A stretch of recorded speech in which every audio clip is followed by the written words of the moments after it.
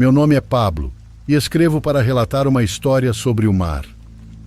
A verdade é que ela é um pouco pesada. Bom, a família do lado paterno é de uma área costeira do litoral sul da Bahia. Meu pai quase nunca falava da família dele, mas dizia que seu pai, ou seja, meu avô, era um homem muito mau e cruel. Toda a família vivia da pesca. Segundo ele, o avô tratava muito mal tanto ele quanto o irmão, além da própria esposa. Certa vez, o irmão mais novo, que tinha por volta de 11 anos, durante um dia de pesca, deixou escapar um peixe porque não tinha força suficiente para segurá-lo. O avô não disse nada naquele momento, apenas esperou chegarem à terra firme. E então, ordenou que o menino carregasse o barco inteiro, cheio de peixes nos braços, durante 2 horas debaixo do sol escaldante. As temperaturas eram altíssimas. Quando finalmente suspendeu o castigo, o irmão do meu pai estava com os braços roxos e tremia tanto que mal conseguia andar. O avô, apesar de ser uma pessoa horrível, sabia ganhar dinheiro com a pesca. Tinha lanchas, redes e um grupo de homens que trabalhavam para ele. Ainda assim, a família morava numa casinha muito pequena e humilde, porque ele gastava todo o dinheiro em bares, mulheres e sabe-se lá em que mais. A avó, segundo meu pai, era uma mulher calada, de olhos grandes e tristes, e nunca conseguiu deixá-lo. Tentou várias vezes, mas sempre voltava. Muitos podem dizer que ela era trouxa, mas não se pode julgar. Ela vivia sob a manipulação de um homem psicopata e não tinha para onde ir. Houve uma época em que o mar ficou mais ralo e o dinheiro já não circulava como antes. Isso durou muitos meses e na praia começaram a murmurar que algo estava errado. Nas crenças antigas, acreditava-se que o mar estava irritado e que precisava receber algo em troca. Numa noite, o avô chegou bêbado, cambaleando. Meu pai ainda estava acordado, mas o irmão dormia. O avô falava sozinho, dizendo que o mar havia falado com ele e que exigia uma oferenda. Caso contrário, nunca mais daria sequer uma sardinha. Ele agarrou o irmão do meu pai pela camiseta e o levantou, fazendo o menino acordar gritando. Depois tentou pegar meu pai, mas como ele era mais forte, conseguiu se soltar e correu descalço no escuro, chorando, enquanto ouvia os gritos da avó. Meu pai caminhou por mais de 20 minutos até chegar à casa de uma senhora que sempre comprava peixe deles. Ela sabia o que acontecia naquela casa, o deixou entrar e lhe deu abrigo por 1 semana. Quando finalmente voltou, a casa estava em silêncio. Encontrou apenas a avó sentada à mesa da cozinha, com uma xícara de café entre as mãos. Seus olhos estavam inchados, como se tivesse chorado até não restar mais lágrimas. Nem o irmão nem o pai estavam lá. Meu pai não perguntou nada. Dias depois, alguns pescadores chegaram trazendo más notícias. Contaram que o avô havia morrido em alto mar. Disseram que naquela madrugada, enquanto navegavam, o velho começou a falar sozinho, afirmando que via coisas na água e que algo o chamava pelo nome. De repente, ele se levantou na borda do barco, inclinou-se demais e um braço muito longo saiu do mar, o agarrou pelo pescoço e o puxou para baixo. Ninguém conseguiu segurá-lo. Ele afundou sem soltar um grito sequer. A água se fechou sobre ele como se nunca tivesse existido. Os pescadores diziam que depois disso, o mar ficou completamente calmo, como se estivesse satisfeito. Ao receberem a notícia, nem meu pai nem a avó choraram. Eles se olharam por um momento e sentiram a mesma coisa, um alívio tão grande que chegou a causar culpa. Meu pai passou a trabalhar com os pescadores como ajudante e começou a ganhar seu próprio dinheiro. Apesar de tudo, o avô lhe ensinou o ofício da forma mais rígida possível, então ele raramente cometia erros. A avó, porém, morreu 2 anos depois com apenas 40 anos. Meu pai conta que, trabalhando com aqueles homens, começou a desconfiar da versão sobre a morte do pai. Ele acreditava que, na verdade, alguém o havia empurrado no mar e deixado morrer, já que, assim como muitos o respeitavam, muitos outros o odiavam. Nunca conseguiu provar nada. Ainda assim, os colegas pescadores sempre trataram meu pai muito bem e ele conseguiu seguir em frente sozinho. Hoje, meu pai está há mais de 18 anos sem pescar e diz que não pretende voltar. Eu entendo perfeitamente o motivo. Essa é toda a história.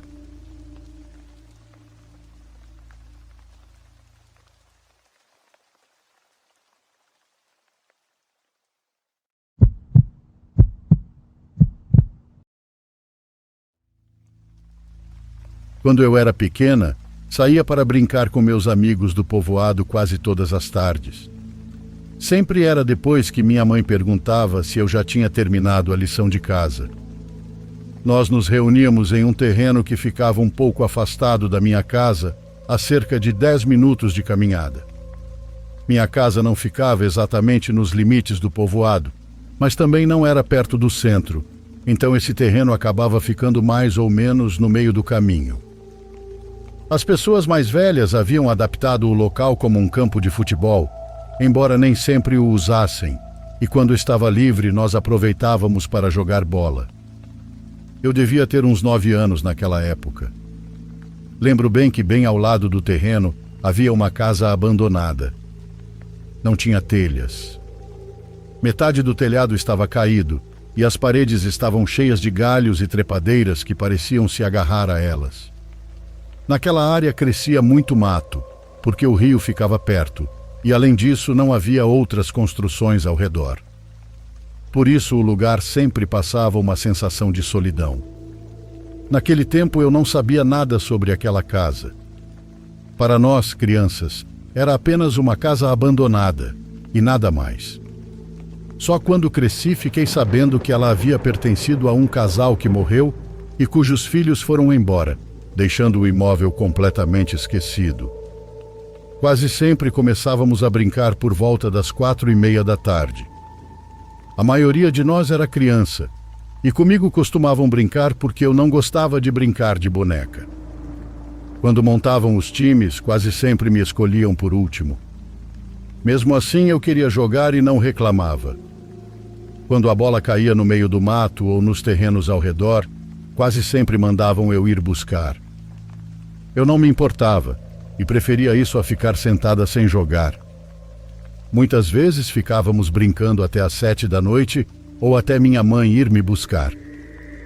Quase sempre ela chegava muito brava, com um galho na mão, dizendo que eu tinha 5 minutos para chegar em casa ou seria castigada. Entre meus colegas, sempre se dizia que na casa abandonada aparecia algo estranho. Segundo eles, surgia uma mulher vestida de branco. Falavam rindo, como se fosse brincadeira, mas quando a tarde começava a escurecer e já havia pouca luz, o tom mudava. Diziam que a mulher ficava parada em uma das janelas, mesmo estando coberta de mato. Eu fingia não acreditar, mas na verdade, toda vez que olhava para aquela casa sentia algo estranho no estômago. Assim os meses foram passando, até que certa tarde a bola caiu do outro lado da casa abandonada. Eram por volta das 6 horas, ainda havia luz do dia, mas já não era a mesma claridade de antes. Lembro que dessa vez não éramos muitas crianças. Estávamos apenas brincando de cobrar pênaltis em um gol improvisado com 2 baldes cheios de terra. Como quase sempre mandaram eu ir buscar a bola. Dessa vez sim senti medo. Não tanto por causa da casa em si, mas por tudo o que se dizia sobre ela. Enquanto eu caminhava em direção à construção, meus amigos começaram a gritar atrás de mim que a aberração ia puxar minhas pernas. Era assim que chamavam a suposta mulher de branco que aparecia ali. Tentei ignorá-los, mas cada palavra entrava ainda mais na minha cabeça. Passei pelos arames que cercavam a casa. Como não havia entrada daquele lado, tive que dar a volta, deixando meus amigos para trás e perdendo-os de vista. Naquele momento me senti muito sozinha. Eu era baixinha e a casa, apesar de estar caindo aos pedaços, parecia enorme tão de perto. Mesmo assim, notei um pequeno caminho no meio do mato, sinal de que outras pessoas já tinham passado por ali. Isso me deu um pouco de confiança e eu entrei na propriedade. Por dentro quase não entrava luz pelas janelas, mas como o telhado estava parcialmente caído, dava para enxergar o suficiente. O que eu não via em lugar nenhum era a bola. Primeiro procurei perto da entrada. Não queria me aprofundar mais. Eu me sentia observada, embora não visse ninguém. Como não encontrei nada, entrei em um dos cômodos e mexi um pouco nos galhos que pendiam das paredes. Não havia nada ali. Foi só quando caminhei até o fundo da casa, perto da parede que dava para o campo de futebol, que a vi. A bola estava lá. Me aproximei rápido, a peguei, e no instante em que me virei para sair, percebi que em um canto, bem ao lado da porta por onde eu precisava passar, havia uma pessoa parada. Dei um pulo e recuei. A figura me pegou completamente de surpresa. Parecia uma mulher. Tinha o cabelo preto, longo, molhado e a roupa suja. Estava de costas. Eu podia ver o cabelo caindo pelos ombros até quase a cintura. Ela não se movia. Percebi que ela estava bem ao lado da porta. Então, para sair, eu teria que me aproximar dela. A primeira coisa que tentei foi falar. Gritei para meus amigos pararem de rir, convencida de que algum deles estava tentando me assustar. Avancei um pouco. Quando eu estava a cerca de 1 metro da porta, a mulher virou o rosto em minha direção. O corpo não se mexeu. A pele dela era estranha demais da conta, como se nunca tivesse tomado sol, e os olhos eram completamente escuros. Nesse momento recuei e comecei a gritar. A figura se virou de repente e começou a abrir a boca, como se estivesse imitando meus gritos. Senti meu corpo falhar. Eu não conseguia me mexer. Estava paralisada. Enquanto isso, aquela mulher se aproximava cada vez mais. Parecia ficar mais alta conforme avançava. Senti quando ela se inclinou sobre mim, já quando eu estava caída no chão. Fechei os olhos e gritei com todas as minhas forças. Ouvia meus amigos do outro lado da parede perguntando o que estava acontecendo, mas as vozes pareciam distantes. Senti todo o meu corpo gelar. Era como se um lençol úmido cobrisse minhas pernas. Eu sentia claramente que havia alguém sobre mim, a centímetros do meu rosto, respirando. Depois de alguns segundos que pareceram eternos, meu corpo reagiu. Me levantei como pude e comecei a correr. Não abri bem os olhos, apenas me guiava pelo que lembrava do lugar. Sentia o coração bater com uma força horrível no peito. Quando finalmente cheguei à cerca de arame, no desespero acabei machucando os braços e as pernas. Não me importei. A única coisa que eu queria era sair dali. Meus amigos ficaram me olhando, assustados. Eu estava pálida e não conseguia nem falar. Eles me acompanharam até minha casa. Simplesmente não consegui explicar o que havia acontecido. Depois disso, fiquei com febre por quase 2 dias inteiros. Minha mãe estava muito brava. Dizia que com certeza tinham sido meus amigos. Ela estava convencida de que tudo não passava de uma brincadeira de mau gosto, mas as crianças que estiveram comigo naquele dia estavam tão assustadas quanto eu. Não tinham sido eles. Além disso, o que eu vi não se parecia em nada com uma brincadeira. Aquela mulher era alta demais, e o rosto dela não era normal. Lembro-me dela muito pálida e com a boca torta, impossível de confundir com uma pessoa comum. Houve várias noites em que acordei suando frio de medo. Tinha pesadelos constantes. Sonhava que voltava a estar dentro da casa e que não conseguia sair. Dormia no mesmo quarto que meus pais havia quase 3 meses. Como eu era filha única, isso não era um problema para eles, mas eu sentia que se ficasse sozinha, algo ruim iria acontecer. Foi muito traumático para mim, tanto que não voltei a me aproximar daquele lugar pelo resto do ano. Nem sequer queria passar perto. Se tivesse que dar a volta, eu dava. Meu pai, mesmo bruto do jeito dele, foi muito compreensivo comigo. Dizia para eu me acalmar que talvez tudo tivesse sido fruto da minha imaginação. O médico ao qual me levaram também tentou me convencer disso. Dizia que quando a gente é criança, dá realismo demais a coisas que não são tão reais assim. Eu concordava com a cabeça, mas por dentro sabia que não era isso. Até hoje, muitos anos depois, lembro perfeitamente daquela aparição. A imagem não se apagou da minha mente. Com o tempo, também ouvi outras experiências naquele mesmo lugar. Já adulta, fiquei sabendo que várias pessoas diziam ver coisas ali. Inclusive, por acordo do povo, decidiram derrubar a casa abandonada e construir uma quadra de basquete ao lado do campo de futebol. Mesmo assim, os homens que ficavam jogando até tarde diziam ver uma mulher parada no meio do mato ao redor da quadra. Outros garantiam ouvir algo parecido com o choro de um cachorro, mas com um som humano demais. A área começou a ganhar fama de assombrada.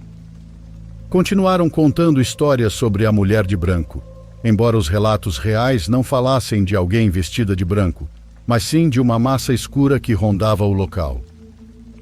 Minha mãe me contou, tempos depois, que chegaram até a levar um padre para benzer o lugar. Foram as senhoras mais velhas que insistiram nisso. Honestamente, até hoje continuo acreditando que não imaginei nada. Aquela mulher que se inclinou sobre mim foi real, e embora nunca mais tenha aparecido diante de mim, sei que existem lugares que guardam coisas que não querem ir embora por mais que a gente tente encobri-las.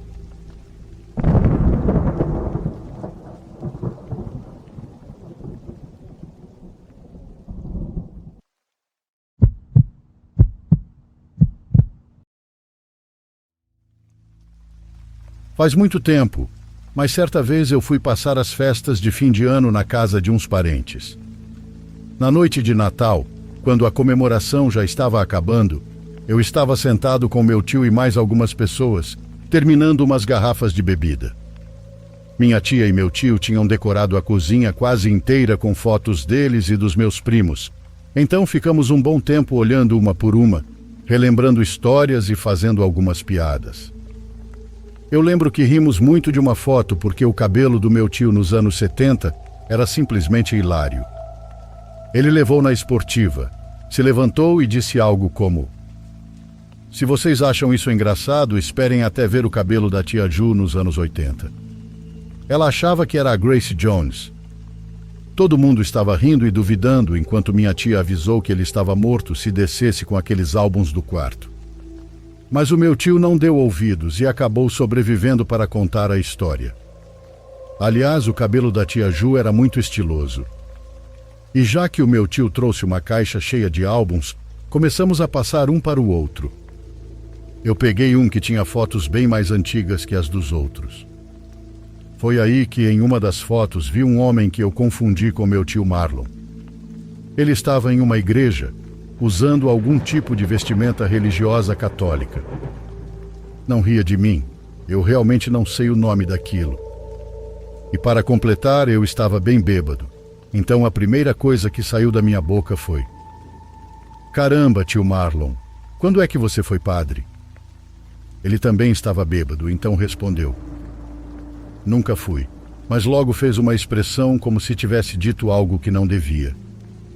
Sem ser rude, ele tirou o álbum da minha mão e falou: "Acho que já vimos o suficiente desse aqui." Na hora fiquei pensando por que ele ficou envergonhado, e quando minha tia percebeu, ela imediatamente se levantou, pegou o álbum e subiu com ele para o quarto. Quando voltou, eu perguntei o que estava acontecendo e por que ela tinha ficado tão desesperada para esconder aquele álbum. Ela disse que não queria estragar a noite, então me contaria tudo na manhã seguinte. Depois de um café da manhã com ressaca, esperei o momento certo e perguntei para a tia Ju sobre a foto. Ela suspirou e falou algo como: "Eu estava torcendo para que você tivesse esquecido disso." Mas ela manteve a palavra. Então colocou café para passar e começou a contar. A primeira coisa que eu precisava saber era que o homem na foto não era o tio Marlon, e sim o Simão, irmão gêmeo dele. Eles eram parecidos, mas aparentemente seguiram caminhos completamente diferentes. Simão entrou para o seminário depois da faculdade. Achei estranho eu estar ouvindo falar dele só naquele momento, mas conforme a tia contava, tudo fazia sentido. E ficou claro porque ninguém mais falava dele. Depois de se formar, ele foi trabalhar por um tempo em outro estado até receber uma proposta importante da igreja. Ele acabou ficando lá por uns 10 anos, até um dia mandar um novo endereço e um número de telefone para o tio Marlon. O tio achou que ele tinha sido promovido ou algo assim e ligou para parabenizá-lo. Mas Simão não tinha sido promovido. Ele tinha se aposentado da igreja. E não era um aposentado idoso. Ele estava na metade dos 30 anos. O tio achou Simão estranho ao telefone e decidiu dirigir até lá para ver como ele estava. Simão não estava nada bem. Bebia muito, dizia que tinha perdido a fé e que basicamente tinha desistido do mundo. O tio achou que era um tipo de crise, ajudou ele a controlar a bebida e quando finalmente parecia estável, voltou para casa. Depois monitorava o irmão por telefone. Ligava um dia, depois a cada 2, depois uma vez por semana. Quando as ligações viraram semanais, Simão começou a falar sobre um livro que estava escrevendo e tentando publicar. Ele tinha uma boa reserva de dinheiro do trabalho na igreja e parecia estável, então o tio achou que a crise já tinha passado. Eles continuaram em contato, só não tão frequente. Até que um dia tio Marlon ligou e Simão não atendeu. Ele ficou preocupado e dirigiu até a casa dele. Quando chegou lá, encontrou Simão morto na cama. Depois contou que ver o irmão daquele jeito foi a pior experiência da vida dele. Mas como estava focado em reportar a morte para a polícia e não estragar uma possível cena de crime, não chegou a olhar a casa com atenção. Então a família teve que esperar umas 2 semanas para saber a causa da morte. A primeira coisa que descobriram foi que ele tinha morrido de um problema no fígado causado pela bebida. Ele tinha voltado a beber escondido e o corpo simplesmente não aguentou. A segunda descoberta explicava por que ele tinha voltado a beber e tinha tudo a ver com o livro. Na época, começo dos anos 90, Simão usava uma daquelas máquinas estranhas de escrever. O tio levou o equipamento para casa e mandou imprimir tudo. Saiu tudo o que Simão tinha escrito nas últimas semanas. O livro falava da época em que ele trabalhou para a igreja, mas o tom era de confissão. A tal promoção era, na verdade, um cargo de relações públicas, mas não no sentido comum. O trabalho consistia em visitar famílias de crianças abusadas por padres e convencer essas famílias a não tomar medidas legais. Ele fazia isso prometendo que os padres seriam transferidos e oferecendo quantias ridículas de dinheiro, considerando que aquelas crianças ficariam marcadas pelo resto da vida. Se as famílias não aceitassem, ele ameaçava de um jeito bem doentio. Teve época em que eram uma família por semana, às vezes 2, e não só no estado em que ele estava. Ele viajava para os estados vizinhos com o carro e o cano, oferecendo ou ameaçando para que as famílias se calassem pelo bem da igreja. E a forma como a igreja justificava isso era um pesadelo. Alguns padres diziam que as crianças eram responsáveis por tentar os sacerdotes e que, em certos casos, era consensual. Eu mal consigo imaginar a lógica pervertida e doentia disso. Outro grupo dizia que alguns pais inventavam aquilo só para ganhar dinheiro da igreja. Essa era mais fácil para muita gente aceitar. Mas existiam também os que acreditavam que todos os casos eram reais e simplesmente não se importavam, porque para eles os benefícios da igreja como instituição superavam o dano causado por padres abusadores. Simão ficou nesse trabalho por 10 anos, uma década inteira evitando que o mal fosse punido, até que um dia tudo isso o alcançou. Depois de viver por tanto tempo dentro daquela bolha predatória, quando finalmente percebeu o que realmente estava fazendo, ele enlouqueceu. E eu entendo. Se um dia você percebesse que passou anos sendo o próprio demônio, o que sobra fazer além de se isolar, beber até desmanchar e esperar para morrer? É o tipo de fracasso moral do qual não tem volta. Quando o tio Marlon entendeu o que Simão realmente fazia, a maneira dele lidar foi simplesmente não falar mais sobre o irmão. Nada de terapia, nada de conversa.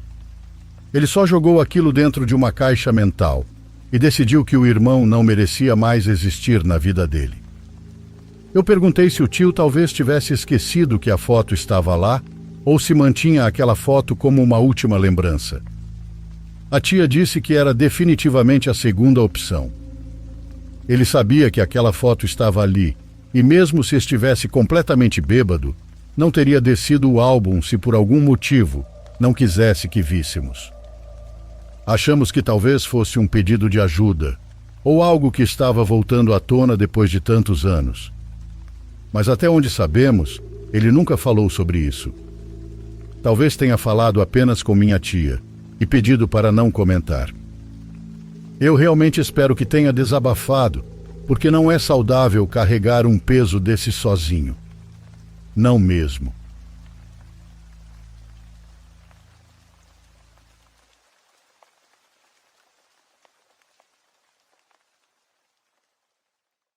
Por favor, curta e se inscreva se você estiver gostando. Agora continuamos.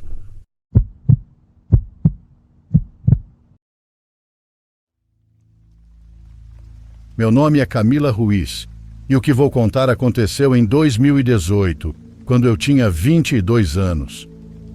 Eu cursava jornalismo na Universidade do Chile. Santiago, em julho, é um lugar cinzento e úmido. Os dias são curtos, com nuvens baixas que parecem esmagar os prédios. Eu morava em um apartamento compartilhado com 2 colegas. Minha rotina era previsível: aulas pela manhã, trabalhos em grupo na biblioteca e noites de estudo interrompidas por mensagens de amigos chamando para festas. Eu não era uma pessoa supersticiosa. Cresci em uma família católica, porém pouco praticante, onde histórias de bruxaria eram vistas como contos de avó para assustar crianças. Minha avó, natural de Temuco, falava sobre mal-olhado e espíritos, mas eu sempre atribuí isso ao folclore cultural, não à realidade. Naquela época, minha maior preocupação era passar no semestre e economizar dinheiro para uma viagem a Valparaíso. Eu não imaginava que uma simples festa me colocaria diante de algo que desafiaria tudo o que eu acreditava saber sobre o mundo. Tudo começou com um convite no grupo de WhatsApp do curso. Valéria, minha amiga de classe de 21 anos, organizou uma festa temática de terror em seu apartamento. Valéria era a típica extrovertida. Cabelo tingido de vermelho intenso, piercing no nariz, sempre cheia de ideias malucas e com uma energia que arrastava todo mundo junto. O apartamento dela era um caos perfeito. Pôsteres de filmes de terror nas paredes, plantas descuidadas nas janelas e uma varanda com vista para a rua, onde o tráfego noturno soava como um rio distante. "Tragam bebidas e medo", escreveu ela. "Vamos jogar Ouija para rir." Ri ao ler aquilo e pensei que era só uma brincadeira, como quando na escola jogávamos com tabuleiros improvisados e nada acontecia. Martinho, o namorado dela, um engenheiro de 24 anos, respondeu com um emoji de risada. Sofia, a mais tímida do grupo, estudante de psicologia, respondeu com um emoji de fantasmas. Eu, curiosa por natureza, escrevi: "Vou, pois se aparecer alguma coisa eu gravo para o TikTok." Cheguei por volta das 8 da noite, levando uma garrafa de vinho barato e um pacote de batatas fritas. O apartamento cheirava a pizza requentada, cigarro eletrônico e perfume doce. Havia umas 15 pessoas espalhadas. Algumas estavam dançando perto do alto-falante, outras estavam na cozinha preparando bebidas e um grupo menor na sala, em volta da mesa de jantar. Valéria me abraçou com força. "Camila, chegou bem na hora." Sobre a mesa havia uma ouija improvisada. Era um tabuleiro de papelão grosso que ela havia pintado com marcador preto, letras maiúsculas do alfabeto, números de 0 a 9, um sim, um não, olá e adeus. No centro, um copinho de vidro virado para baixo servia como planchete. Ao redor, velas aromáticas de baunilha e canela tremulavam com a corrente de ar da varanda entreaberta. É da minha avó, disse Valéria orgulhosa. Encontrei no sótão enquanto limpava. Ela diz que é autêntica dos anos 70.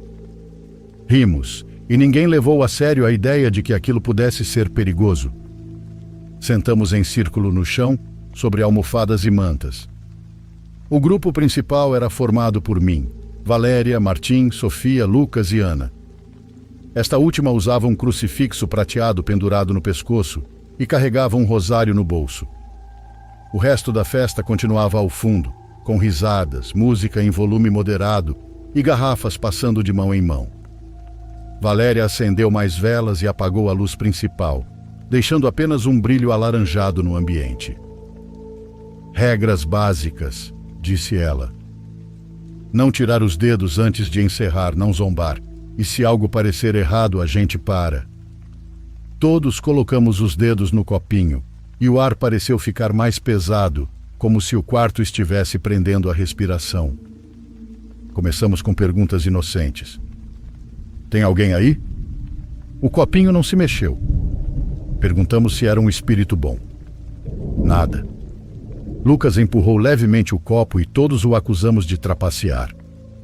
Mas então o copinho tremeu de leve. Pensei que fosse o vento ou o tremor das mãos, até que ele realmente se moveu. Sim?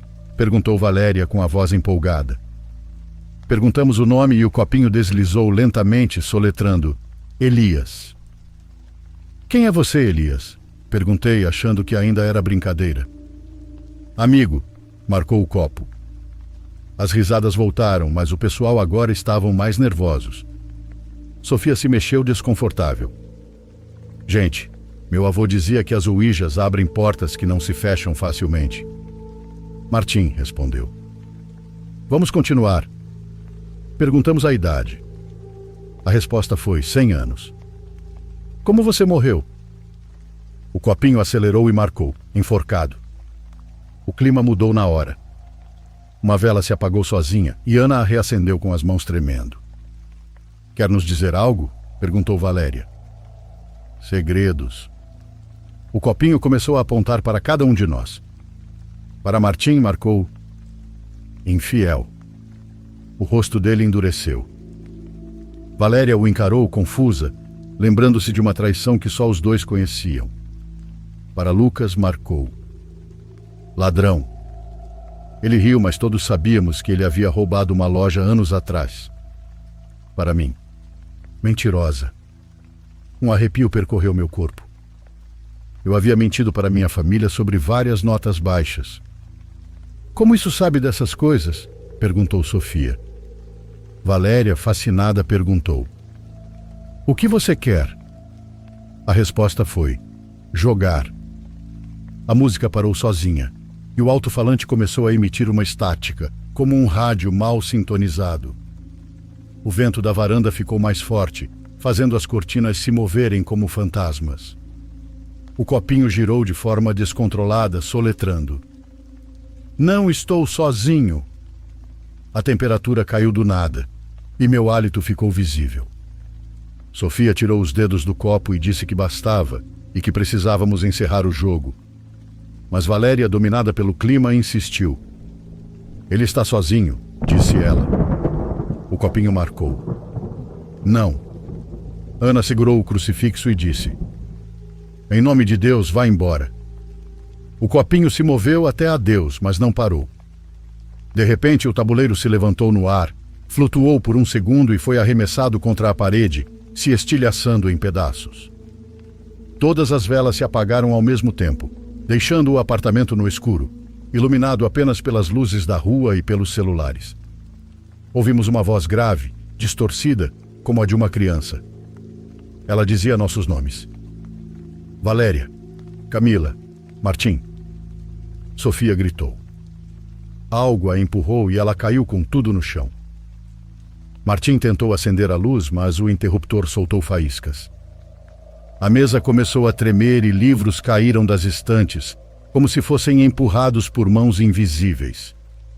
Ana começou a rezar em voz alta, mas sua voz parecia se perder em um eco estranho. Lucas ficou completamente paralisado, quase urinando de medo. O resto da festa entrou em pânico. As pessoas correram para a porta, mas ela não abria, como se uma força a mantivesse fechada. O sussurro virou riso e Sofia, caída no chão, começou a convulsionar. Seus olhos reviraram, ficando brancos. O corpo se arqueava enquanto ela falava em línguas estranhas. Espuma se formou em sua boca e ela vomitou uma bile espessa com cheiro de podridão e metal. Valéria chorava, repetindo que tinha convidado aquilo sem querer. Lembrei-me de histórias sobre ouijas abrindo portais para espíritos errantes ou entidades que se aproveitam de fragilidades emocionais. Elias não era um espírito amigável. Era algo que usou o tabuleiro como porta, e nós havíamos entregue a chave. Martim forçou a porta com o ombro até que ela cedeu, e saímos para o corredor arrastando Sofia, que ainda murmurava coisas sem sentido. Um vizinho, um senhor idoso, abriu a porta e disse bravo: "Isso é bruxaria. Chamem um padre." Levamos Sofia para uma igreja próxima, em Unhoa. O padre nos recebeu perto da meia-noite e diagnosticou uma possessão por uma entidade oportunista. Ele realizou um ritual improvisado com água benta, orações em latim e um rosário colocado no pescoço de Sofia. Ela gritou por horas. Seu corpo se contorcia, como se algo lutasse para sair. O padre explicou que a ouija não é um jogo e que convida aquilo que espreita nas bordas da realidade. Elias era provavelmente um espírito preso, atraído pela curiosidade. O ritual durou até a madrugada e Sofia finalmente se acalmou, exausta, mas consciente. Os dias seguintes foram um turbilhão. Sofia se recuperou fisicamente, mas mudou. Passou a sofrer de insônia crônica e pesadelos nos quais Elias a visitava. Valéria quebrou o que restava do tabuleiro e o queimou em um parque, jurando nunca mais mexer com nada oculto. Martim e Valéria terminaram o relacionamento. A infidelidade revelada pelo copinho foi o estopim de tudo. Lucas ficou quieto, evitando festas. Ana trancou temporariamente a universidade e buscou paz em um retiro espiritual.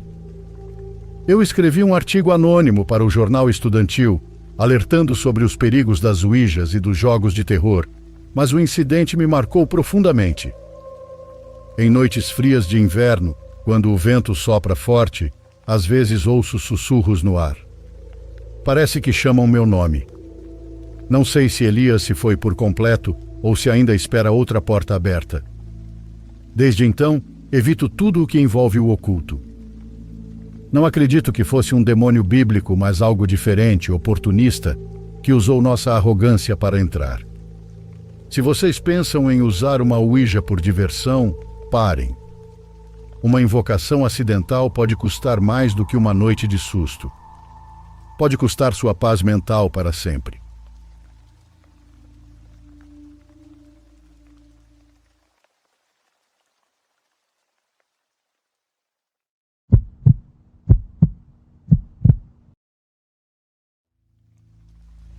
Gostaria que, por favor, meu nome permanecesse em anonimato.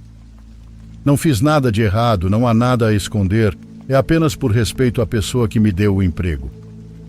Em 2003, me ofereceram um trabalho na frente de uma casa onde eu montava um pequeno posto na rua para vender salada de frutas, cachorros quentes e outras comidas.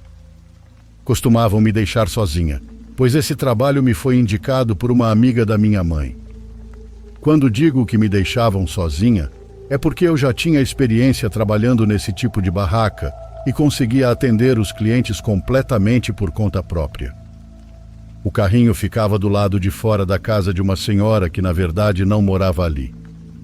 A casa era pequena e servia apenas para guardar o carrinho e os materiais usados nas vendas. Ela me deixava as chaves para que eu pudesse entrar sempre que precisasse pegar algo. É importante explicar isso porque tudo o que aconteceu comigo foi tanto no posto quanto dentro daquela casa. Um dia, por volta do meio-dia, eu estava atendendo algumas pessoas e quando o movimento diminuiu um pouco, entrei na área da casa para pegar guardanapos e outros itens.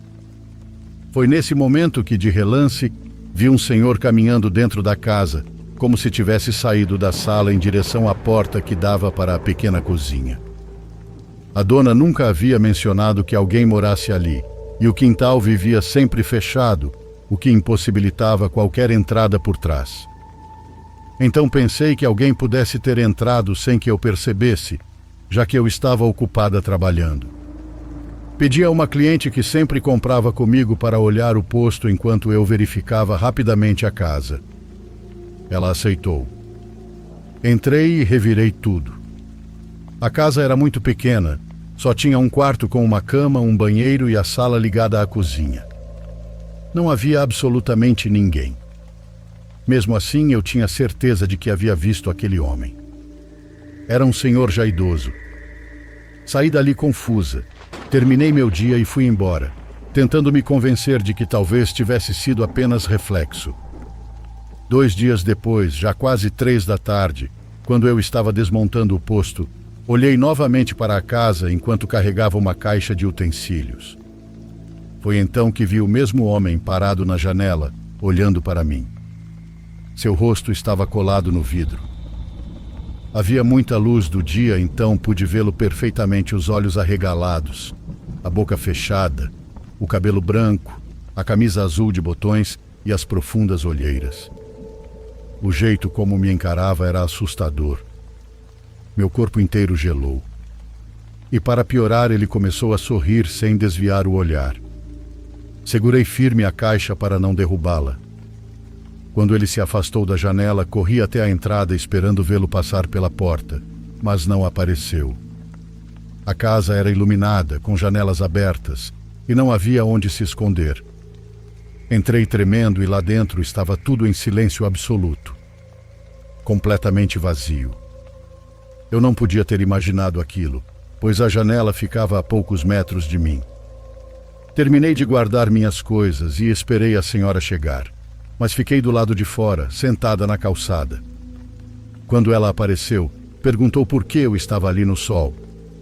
Sem saber se contava ou não, acabei relatando tudo. Ela então me perguntou como era o homem, e quando descrevi, ficou branca igual à blusa que vestia. Disse que tentou morar naquela casa quando a comprou, mas era acordada frequentemente por passos na sala durante a madrugada. Um dia, ao chegar para pegar coisas do carrinho, viu o mesmo homem naquela janela, do mesmo jeito que eu. Ela tentou limpar espiritualmente a casa, mas nunca conseguiu. Depois soube pelos vizinhos que antes de ela comprar o imóvel, um senhor morava ali sozinho. Um dia houve uma perseguição armada na rua e durante os tiros, um deles atingiu o homem justamente naquela janela, matando-o no local. A família reformou tudo e colocou a casa à venda. Os vizinhos confirmaram que a descrição do homem batia exatamente com o antigo morador. Foi aí que entendemos que não era imaginação. Ele ainda estava ali. E não foi só ela que viu, eu também vi. Talvez alguns me considerem covarde, mas não me importo. Pedi demissão depois disso. Aquela imagem nunca saiu da minha cabeça.